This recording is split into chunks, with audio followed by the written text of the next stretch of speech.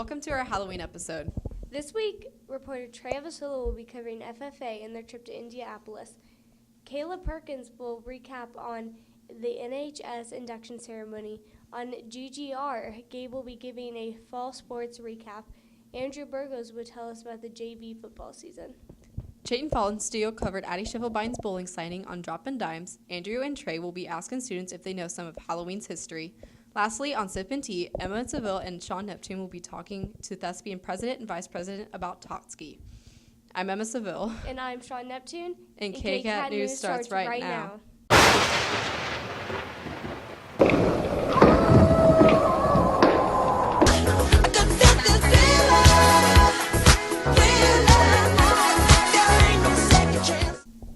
Last week, FFA took some of their members to Indianapolis for an FFA convention. Trey will be giving us more details. This past week, FFA went to a national convention in Indianapolis to help further their knowledge in agriculture. I caught up with a few FFA members to see what it was like. A lot of people support FFA and has a deeper meaning than just learning how to farm. We went because I had 8 officers and other students that wanted to experience the convention for themselves. I learned that people are always there for you, and there's people from all over that are in this club, and it's a lot bigger than people normally think it is. The students seemed to have a lot of fun and participated in a lot of activities at the convention. We went to this workshop and it was over leadership, and we got to take this True Colors test and learn whichever one we are and kind of describes what kind of leader we would be. I just liked it because we got to talk to people from all over and got to find out what kind of leadership that we have. I also spoke to Karsten Nolan, who said she had a great experience in Indianapolis, as did all the FFA members who went. That's it for me, Trey Basolo, KCAT News. Every year, NHS welcomes select people into their society. Last Tuesday, NHS held their induction ceremony.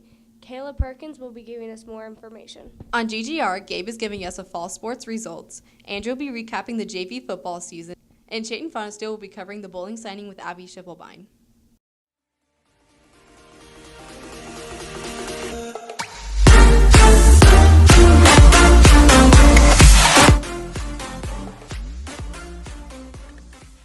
Thanks, Emma.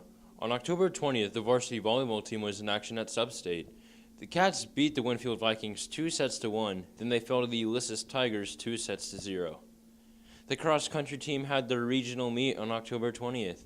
Both the boys and girls placed 4th overall as a team, with Anna Moon, Caitlin Frieden, Josie Russell, Ryan Roderick, and Kyle Jones all qualifying for state individually. Then on October 27th was the state meet. Kyle Jones placed 69th. Ryan Roderick placed 84th. Then on the girls' side, Anna Moon placed 33rd, Josie Russell finished in 38th, and then Caitlin Frieden finished it off in 62nd place. On October 16th, Taylor Ingram and Maddie Ewing represented the Mulvane Wildcats at the girls' golf state tournament. Maddie Ewing shot a 118 and Taylor Ingram shot a 126. On October 22nd, the varsity boys soccer team hosted the El Dorado Wildcats. They ended up defeating them 7-0. Then they traveled to Coffeyville on October 23rd, falling 3-0, putting their season to an end with a 3-15 record. The varsity football team traveled to Wellington on October 19th, defeating the Crusaders in a very hard-fought battle, 14-13. Then on October 26th, they hosted the Arc City Bulldogs, falling short in a tough contest, 29-26. The JV football team finished their season with a 60-0 win over Wellington. KCAT reporter Andrew Burgos has a recap on the JV season. Last week, the Mulvane High School junior varsity football team was playing for an undefeated season. Did they get it? Let's find out. Mulvane versus Wellington. Here we go for an undefeated JV season. The Wildcats start the half right with a pitch to Tanner Clare, who will dodge some tackles and take it all the way to the Wildcat end zone.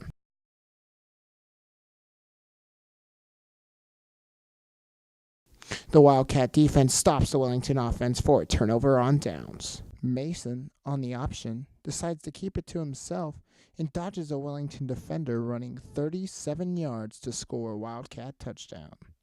Tanner Clare caught the pass, making the 2-point conversion good. Woo! Wellington's long snapper snapped it a little too far away, turning it into a Wildcat safety. On the kickoff, Tanner Clare dodges the whole Wellington Crusaders special team unit, running it all the way to the end zone, making the score 26-0.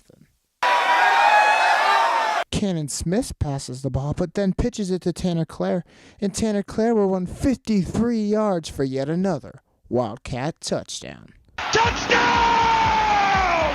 Mason will pass the ball to Keaton, who will score for a 15-yard catch-and-run touchdown. Woo! The Wellington offense did a reverse, and it looked like it was going to be a huge gain, but here comes Chase Millage. The Wellington quarterback is scrambling looking for an open man when the ball is tipped and intercepted by Julian Wenzel. He could get a touchdown, but sadly gets tackled around the 3-yard line. Tanner Clare on yet another Wildcat touchdown. Mason sneaks it in for the 7th touchdown of the day. Huge defensive play here by Mason Ellis to stop him on 4th down, keeping the shutout alive just when you think the game is over. Mason Ellis decides to run a 96-yard touchdown at the end of the game, making it the final score, Mulvane 60, Wellington 0. I caught up with coaches and football players after they won the game to see how it felt to be an undefeated team. They are very, like I just told them out there, they're very coachable kids, and they're very good listeners, and they do what you ask them to do, and they never ever give you less than 110% effort. So it's been a fun year, that's for sure. Well, I think there was a lot of leaders on that on the undefeated team, and it's something that I hope everybody gets used to. I don't like to ever think I'm going to lose. So feels pretty good to end the season undefeated. Obviously, kids worked hard all year long, watched them grow, and just becoming better athletes is probably the most rewarding part of that. Feels great coming from 8th grade year, only going 2-5. Coming in this year, going 8-0, feels great. My favorite memory is just how hard the kids worked, their effort level all year long. Like we talked at the end of the game tonight, I'd say minus a couple quarters of football, we were pretty flawless on the year, and the kids just they worked hard and got a lot better. Running that last touchdown. Congratulations to the Junior Varsity Mulvane High School football team for becoming 8-0 this season. That's all for me, Andrew Burgos, KCAT News. 1, 2, 3, Thanks, Andrew. We have one student who chose to continue their athletic and academic career. KCAT reporter Chayton Fonensteel has the details. Thanks, Gabe. On Wednesday, October 24th, Mulvane senior Aston Schiffelbein signed with Newman University. With Schiffelbein at the signing was her mother, high school bowling coach Mallory Ashworth, previous high school bowling coach Lance Heath, as well as her outside bowling coach. Schiffelbein has always been interested in education, and this reflects on what she is majoring in college. I'm going to major in elementary education because I've always loved kids and I've always wanted to be a teacher, so I really wanted to go into education, and that was also a big part in what college I wanted to go to, and Newman had the best. Newman is known for the great teachers they produce, and many great teachers at Mulvane went to Newman. And this is one reason why Schiffelbein made her decision to go to Newman. I chose to go to Newman because I really like the campus, and it had a great bowling program, and I really like the coach. That's all for me, Chayton Fonstel, KCAT News. Thanks, Chayton. That's it for this week's edition of Gabe's Game Recap. Gabe Daniel, KCAT News. On Sip and Tea, Sean and I sat down with Thespian President Maddie Mitchell and Vice President Olivia Malinchuk to talk about Totski that the Thespians do every year on Halloween. Welcome back to Sip and Tea's Halloween edition. This week we'll have Thespian President Maddie Mitchell and Vice President Olivia Malinchuk to talk about Totski and Halloween. This week we have Thespian President Maddie Mitchell and Thespian Vice President Olivia Malinchuk. So guys, welcome to our show. Thanks for coming. Thanks for having us. Wait. Where's your costumes? Oh, heck. Oh, no. What? Stop. You like to just, can you explain to us like what your positions are in thespians? Like what does a president and a vice president do? Oh yeah. So I essentially am the head honcho. I oversee everybody else's spots. As vice president, I create the groups that Totski goes in, like the little groups, like 4 or 5 that go around. And then other parts of the year, I organize the mentor-mentee program, which is where we pair up freshmen with like juniors and seniors that can mentor them. Okay, so what is thespians? So we are the group. We're basically like the theater kid club, to put it simply. So like you don't need to be a member of Thespians to do the shows. You can like be a part of the play or the musical and not be a Thespian member. But we have a bunch of other cool things we do. Like we do a couple like things to help fundraise for the shows, and it just kind of it creates a more like family dynamic within the theater group. So that's an easy way to explain it. Cool. All right. So I've heard that we have coming up, or the thespians have coming up, it's called Totski. Can you explain to us what Totski is? Totski stands for Trick or Treat So Kids Can Eat, and it's where groups of thespians go around town, various parts of town. Maddie decides where. And instead of trick-or-treating for candy, we trick-or-treat for like non-perishable goods to donate to the junior class, like a project, like the service project, and then also care and share. All right, so on the theme of Halloween and Totski, what is like your favorite candy to get?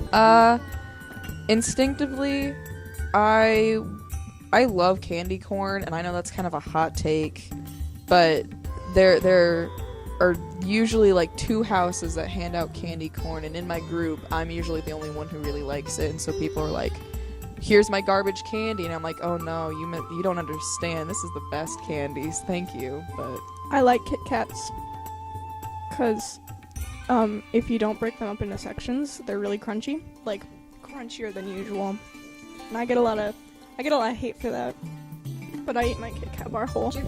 What's your favorite Halloween candy? Mine? Nerds. That's it. I love when I get the like SpongeBob like hamburgers. The Krabby Patties. This concludes our Halloween edition of Sippin' Tea. Remember to leave suggestions in the comments below or on Twitter at Real KCAT News. Pinkies up!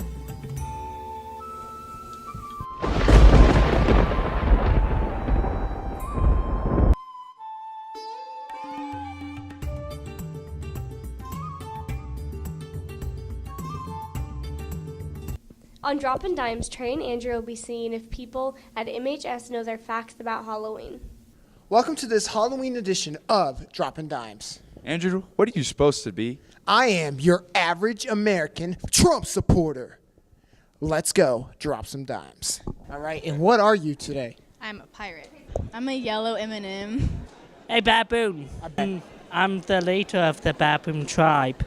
The first question for a dime today is, what country did, or countries did, Halloween start in? No idea.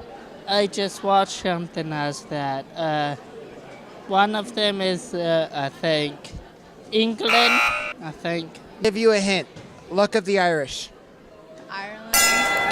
I'll give you one hint. Wait, what'd you say? Ireland. That is correct. It is Ireland. Congratulations, you have won a dime today. Okay, second question. Instead of pumpkins, what did people first carve? Squash. Not a pumpkin. Squash. No.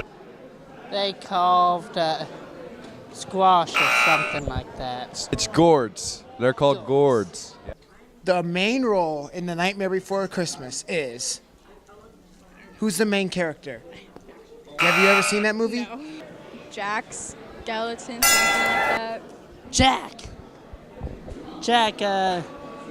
the skeleton dude. You've won a dime. Yay. There you go. Thanks for playing with us, bud. Well, Trey, for all the people dressing up for Halloween, they don't know their Halloween facts. That concludes our episode of Dropping Dimes this week. We'll see you next time. They did the mash. They did the monster mash. The monster mash. It was a graveyard smash. They did the mash. It caught on in a flash. That is it for this week's spooky episode of KCAT. Don't forget to like and subscribe to our YouTube channel, KCAT News. Thanks for watching KCAT.